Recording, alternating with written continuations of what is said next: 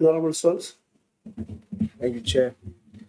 CFO, where are you born? Through Chair, I was born in Zimbabwe, in the Midlands province, but I'm a naturalized South African citizen. Thank you. In your place of birth, would you expect the Zimbabwean government to prioritize jobs for Zimbabweans by birth?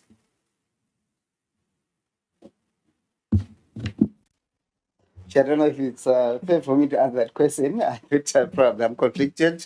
I do not to answer you, but I thought maybe that question would have been directed. Why would you be conflicted? You are born in Zimbabwe. I'm sure you are proud to be born in Zimbabwe. I'm naturalized as a South African, Chair. But you are born in Zimbabwe. Yes. And as someone born in Zimbabwe, would you expect the government in Zimbabwe to ensure that Zimbabwean citizens by birth are prioritized for jobs? That's not a conflicting question. What do you think, honestly? I'm not sure if I should answer the question because I feel I'm conflicted, Chairperson. But obviously, I think maybe see what you should do calculate it this way. Yeah. Let me understand the conflicting element there. Why are you conflicted?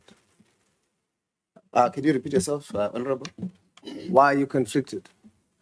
No, because I'm the subject matter. I did not employ myself. I was employed by somebody else. And I would expect that maybe those who employed me would have a better response than I would have. Zimbabwe has got its own rules in terms of employment. South Africa has got its own rules in terms of employment. They've got different priorities. Chairperson, I should indicate that I've been a resident, a citizen of South Africa for more than 20 years now. My children were born in South Africa, and I'm a South African. Thank you. Okay, let's change the subject matter. Someone born, not yourself.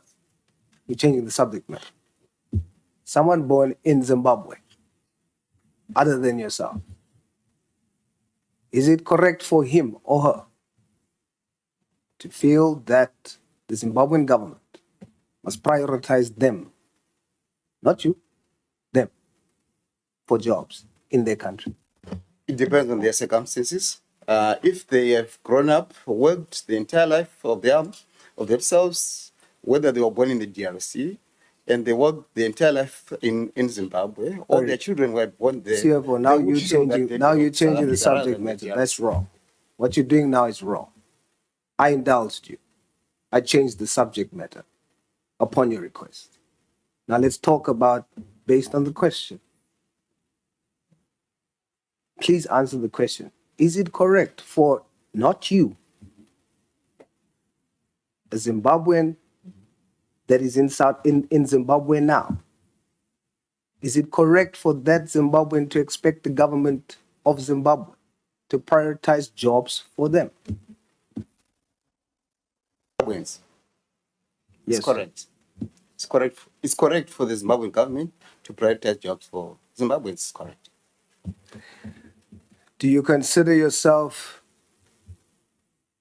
South African or Zimbabwean? I consider myself to be South African. I travel on a South African passport. Thank you. You're no longer Zimbabwean. The Zimbabwean constitution does allow for dual citizenship, so does South African. So I still hold my Zimbabwean ID. That's correct. So are you still Zimbabwean? Yes, I'm Zimbabwean by birth. So why do you say you are no longer you South African? I said I'm South African because you should say I paid allegiance to South Africa when I naturalized as a South African. All my children were born here except for one. They have studied here, so I consider myself to be South African. All my adult life, my working life, was spent in South Africa. What you should say, CFO, is that I am Zimbabwean, because it sounds like you are denying that you're Zimbabwean. You must be proud to say I am Zimbabwean and I'm a naturalized citizen of South Africa. As such, I'm Zimbabwean and hold dual citizenship in South Africa and Zimbabwe. but I am Zimbabwean. Because Zimbabweans are watching you. And are you now saying you are no longer Zimbabwean? You must be proud. You must say, I'm Zimbabwean. Chair, I did not renounce my Zimbabwean citizenship. I'm proud of my dual citizenship of both Zimbabwe and South Africa. I still hold my Zimbabwean ID. I did not renounce it. Zimbabwe allows me also to be a naturalized South African, and I've naturalized as a South African. Are you allowed to vote? I'm allowed to vote in both countries. Thank you.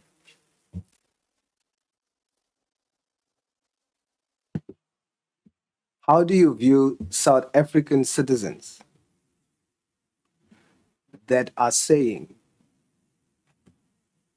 that jobs that they vote for is occupied by foreign nationals or permanent residents? How do you feel about that?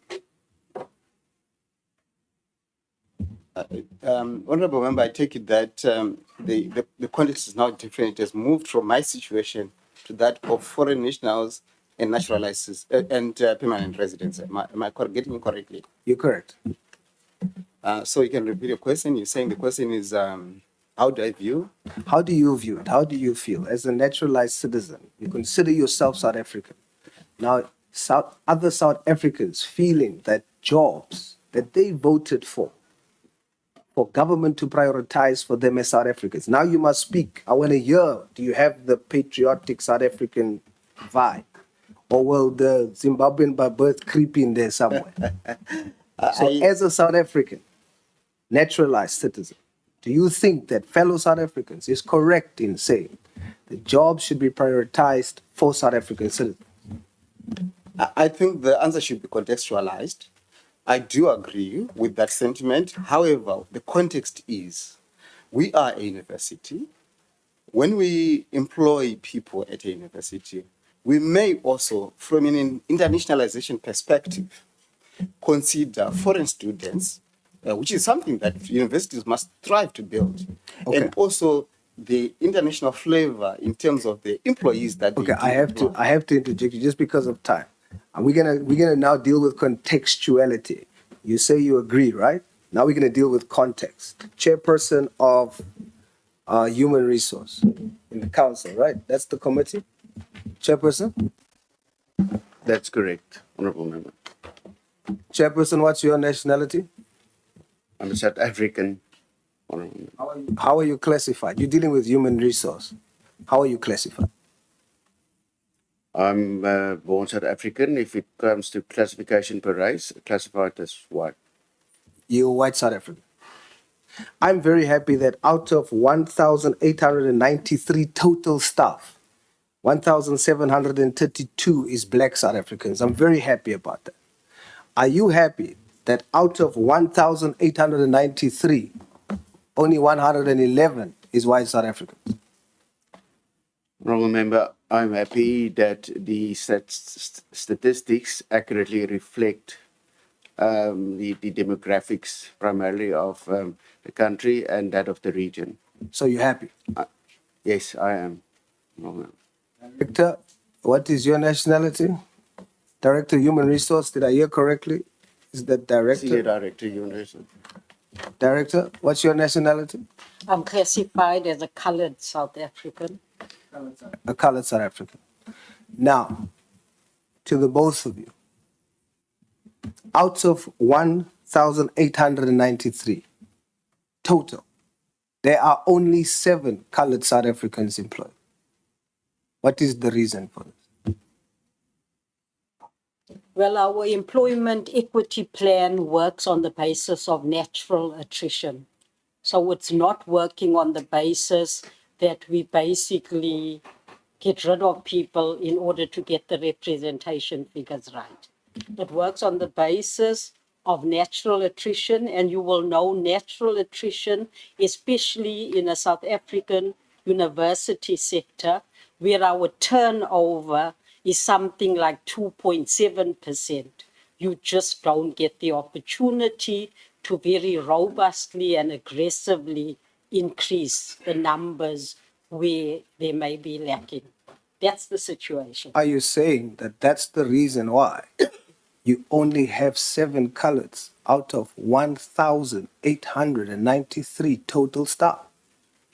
The principle we work on is natural attrition. Our other aspect is how do we attract people to apply for positions at our university? We have a number of impediments. The most significant one, to my observation, is the location of our Okay, let me put it to you this university. way. Natural attrition. Let me put it to you this way. Foreign nationals, not permanent residents, foreign nationals are 10 in total. 10 foreign nationals, which the law says you should not employ unless it is a scarce skill. It's not permanent residence. I don't have time, but this would be my last question. It has to be. There's 10 foreign nationals. They are more than coloreds in total And they at the university. agreed. How does your reason justify that? Okay, because that category of employee is based on a contract. They're not permanent employees. Are you listening to yourself? man? Yes, I am listening to myself. You have 7 Yes. colored South Africans Yeah. in total. You have on contract, it's still employment. Somebody's going home with money. I think You have 10 foreign nationals, more than colored South Africans born here. Foreign nationals, based on the conversation we're having here, there's permanent residents, there's naturalized citizens. Now you have foreign nationals that doesn't have permanent residence. They don't have naturalized citizenship. You have more of them employed at the university and less colored South Africans born here. How do you justify that? Do you understand what I'm saying? Colored South Africans are being marginalized in this country. There is no justification. I overlook the whole permanent resident thing. I overlook the whole naturalized citizen thing. You cannot explain away now where the law says you cannot employ a foreign national, whether on contract, casual, or whatever. And what you guys are doing, you take 7 colored South Africans that are born here. You take 10 foreign nationals, and that's supposed to be okay? Can I respond? Is that okay? No, it's not okay, and I'll tell you why it's not okay. Can I? Please. So, we've spoken earlier about the whole issue of contextualizing issues. So I think the better question or the better evidence to give you is in terms of how many coloreds have applied for particular positions at the university. And I think against that background, we can then talk about whether employing only 7 is correct or not. I'm going to And- close and- with this. and- And I'm going to close with this. My time is up, but I must tell you, I'm extremely disappointed. Because you're choosing to justify this. You are basically saying more foreign national supplies than coloreds. Your stat says, Yes, I'm your saying stat that. says, I'm saying that. it's impossible. I will show you the statistics anytime. And I'm going to challenge that officially. There are hundreds of colored South Africans looking for jobs in this country. And for you to employ more foreign nationals and the law doesn't allow you to do so, and you are justifying it, and you from the race group, I'm extremely disappointed. Yeah, no, thank you very much, Honorable Sauls. Just close the mic there. Ma'am, you know, do you guys have what is the transformation policy there? What does it say? Basically have an EE plan, which was reviewed last year. And the EE plan has got our targets against the national statistics, as well as the Gauteng provincial statistics. What does it say about colored Indians and whites being employed there? So it's a percentage. I don't have it offhand, but it's a percentage of what the statistics say we should have, and it will then also indicate to you how much is the shortfall or the deficit in each category. And it will tell you. So you are currently have a shortfall. We definitely have a shortfall in the colored, And we have a shortfall in the Indian, and we have a shortfall in the white category. And when you advertise, they don't apply. What do you do? Okay. So what we have, what we indicate. So you advertise. You've got targets, right, at the back of your head. But my target is to have 20 colors in total, 13 females, 7 males. That's your target. Currently, we've got 7. 4 males, 3 females. So you need 10 females. We advertise for 100 positions. They don't apply. What do you do? Because if you continue the process, then you're not going to reach your target. That's where the question comes from. What have you done to make sure that you reach your EE targets as far as that is concerned? Absolutely correctly, Chairperson. As I said, our EE plan with the reviewed one was just last year, November, at the council meeting in November, it was approved. And we're moving from, in our adverts, talking about affirmative action to asking for specific naming of the representation group that we're looking for.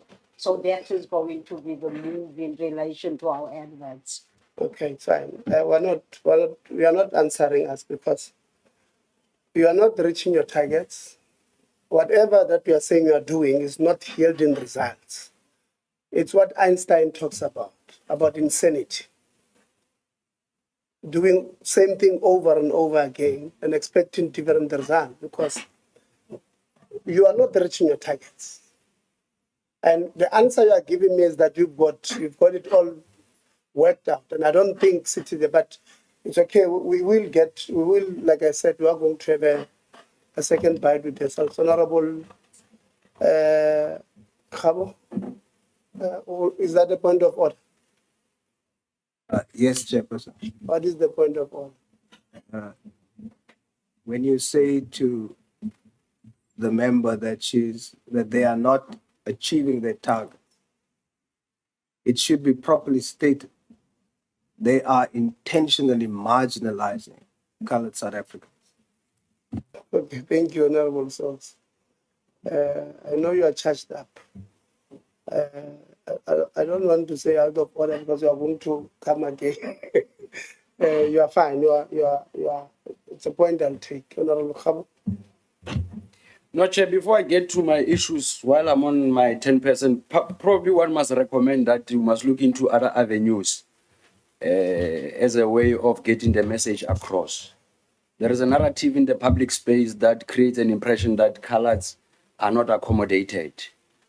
Ne? And there is a narrative that they are deliberately being excluded.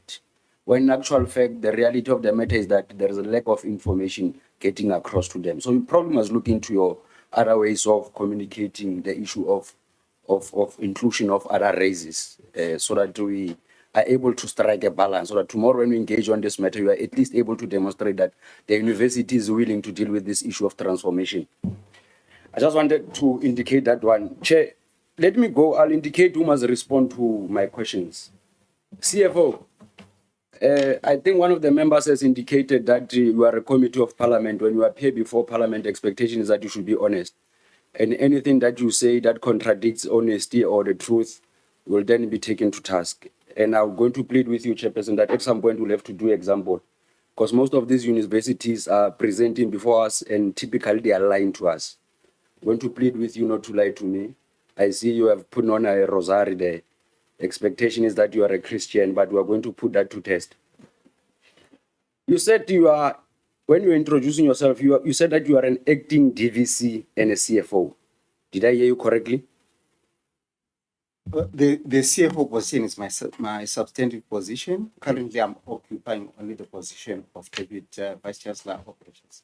So you are acting as a Vice Chancellor, Sorry, Deputy Vice Chancellor of Operations. Deputy Vice Chancellor Operations. Yes. Thank you very much. So in which capacity are you here in? As a DVC or as a CFO? I was tasked to address both the areas of finance and of infrastructure as was requested. My colleague, who is the acting chief financial officer, could not be here with us. So, remember, I'm addressing both. Okay, thank you very much. CFO, how long have you been the CFO at the university? Shy of 8 years now. It's 8 years. Yeah. But Thank you the very much. position 8 years, was 8 years. No, let us not go to town unnecessarily. What is your highest qualification, CFO? I've got a PhD in finance, if you consider that to be the highest. Okay. Where did you acquire your qualifications? I've got a number of universities. Let's speak about your PhD that you have just made the reference to. PhD is from the Golden Institute of Business Sciences, that's the University of Pretoria. Okay. No, thank you very much, CFO. I want to check with you. When you are paying a certificate for the work done, how do you verify whether the amount is aligned to the certificate that has been submitted? I'll give you an example. For example, the 2000 best that we have spoken about, there is a principal agent who verifies the work. He's an engineer. The company doing that is Royal Asconi. They go through that. They make a presentation to all the funders that sit in a room through a CFO, let's stop there. Yeah. That attitude of prolonging your responses with an intention of confusing me, it's a Christmas you'll never see from me. I'm asking you, in a minute or two, Yeah. how are you conducting? You receive a certificate, you verify, you go on site, or you send someone as part of the delegation, then they bring you a report, then you press enter. I just want that explanation. No, okay. So when we make payments, the user department is the one that confirms that work has been delivered.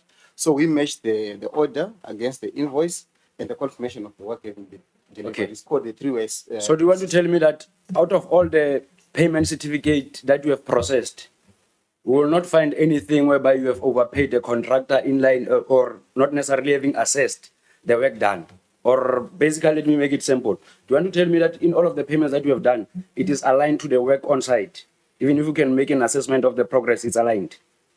Chair, all the work that we have paid for would have been confirmed by the user department. Obviously, if there's misrepresentation, that could have happened, but we are quite comfortable that our systems are robust when it comes to that. Thank you very much. I'm raising this because of, I think, Institutional Forum made an allegation that, number one, you are colluding with service providers. You are having an unholy relationship with service providers to an extent that you are prolonging payments, you are prolonging projects.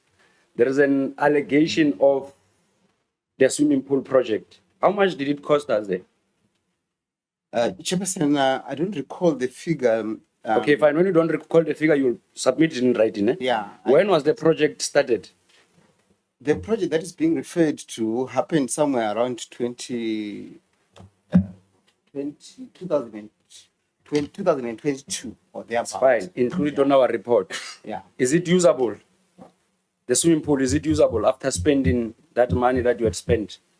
As a person who has approved payment, is it usable? Because there are allegations that it is not usable. To my knowledge, Chairperson, currently is not being used and is not usable.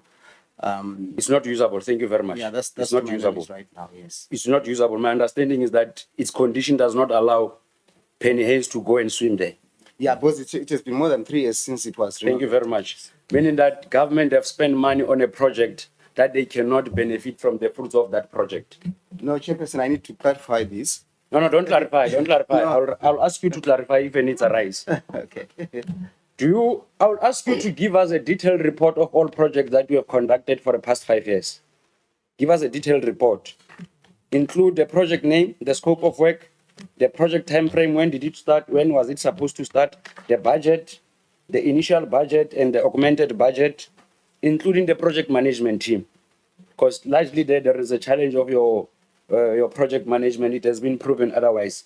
Do you have a maintenance plan now that the allegations, in fact, there is a view that the infrastructure has aged. Do you have a maintenance plan in your current budget?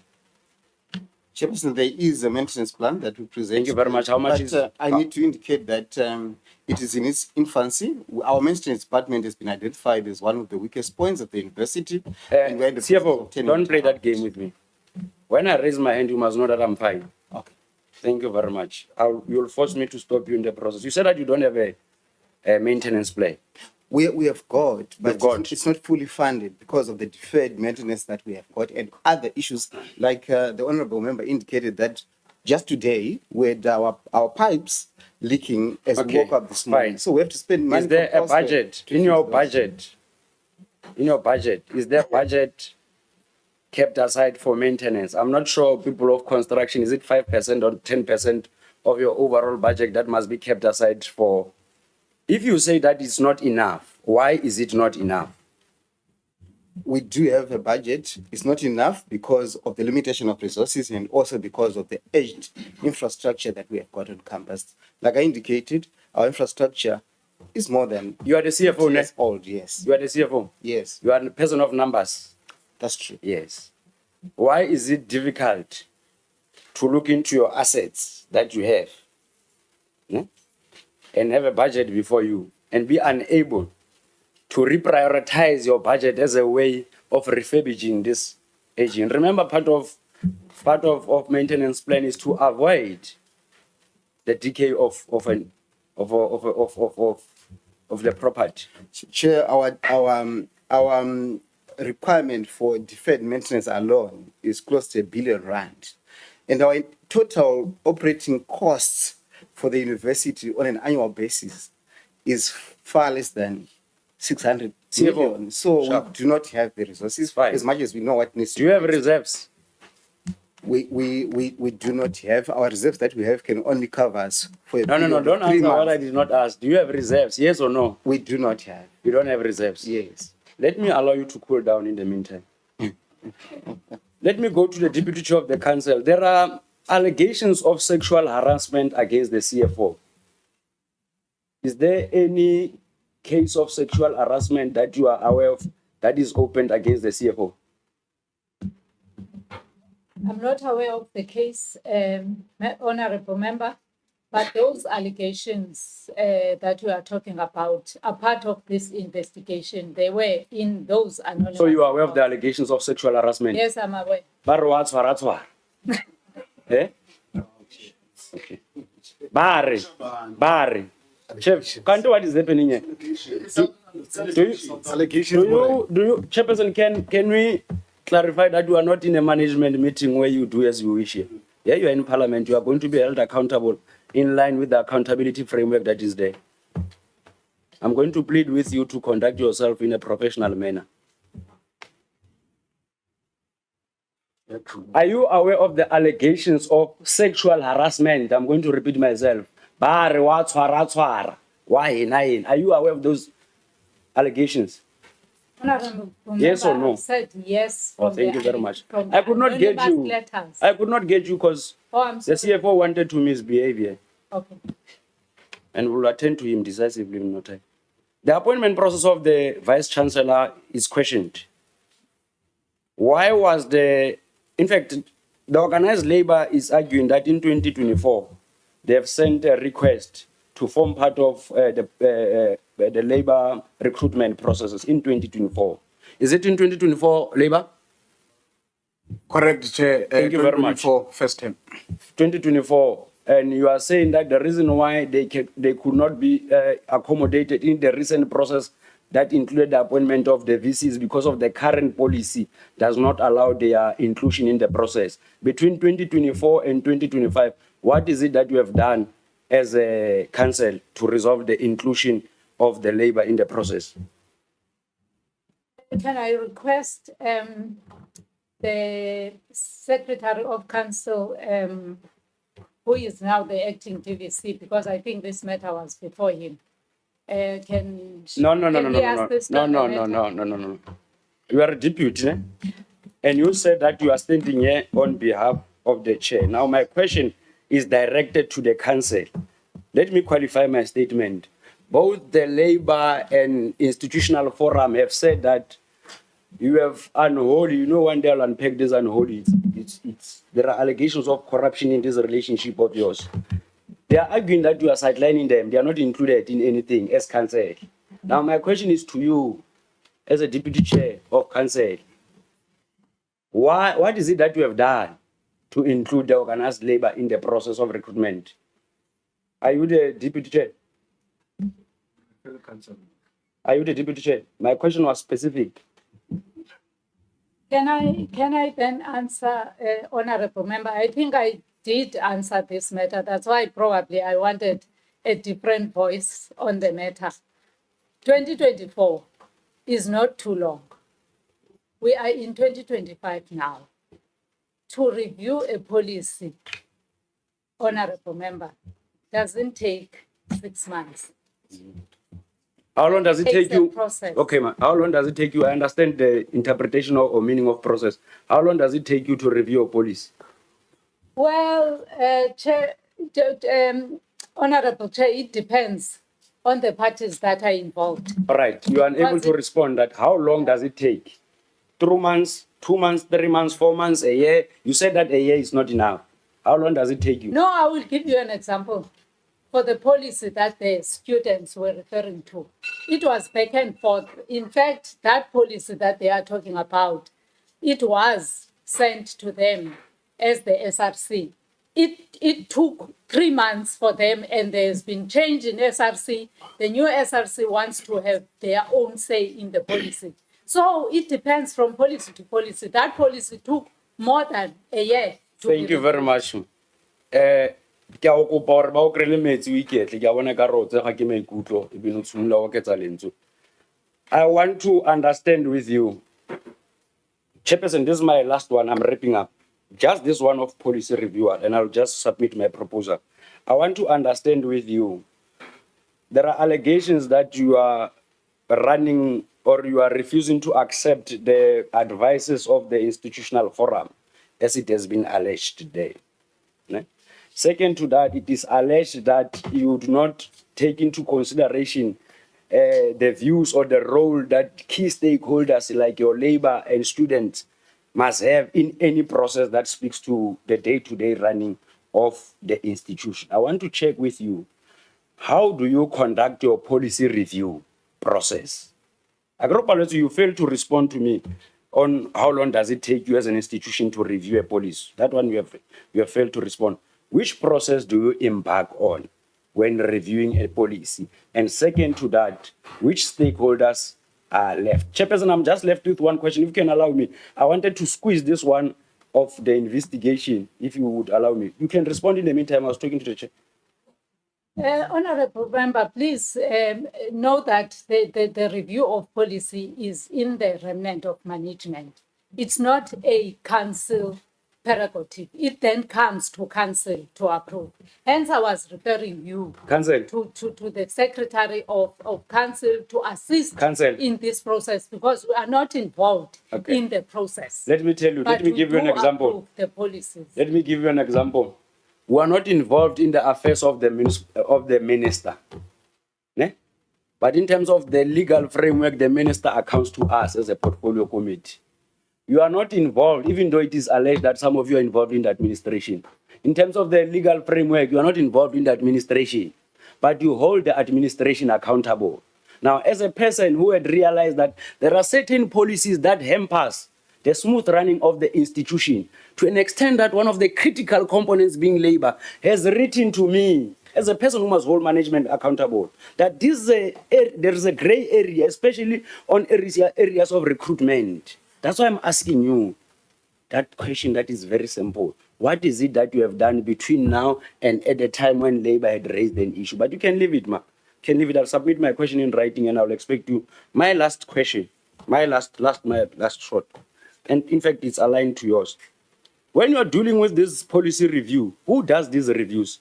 Do you do them internally or do you appoint an external service provider to conduct those review process? Maybe I must just guide it with the last one. It's okay. Switch off the mic. Chairman. Who's answering? We want the mic, yeah. All right. Thank you. When we do a Don't come with that attitude to me. but you're also coming with an attitude. What to attitude me. am I bringing? You can talk to me respectfully. What do You I can also do? talk to me respectfully. How am I disrespectful? How am I disrespectful? You also have a right to be How am I disrespectful? Chair, the house is Vice degenerating. Chancellor. You must also Chair, Vice Chancellor. Vice Chancellor. Vice Chancellor. Why in a meeting in Parliament? Can you please not do that? Chair. I'm still addressing the Vice Chancellor. Switch off the mic there. I'll give you, I'm addressing the Vice Chancellor. But please, Vice Chancellor, let's respect our meeting. Because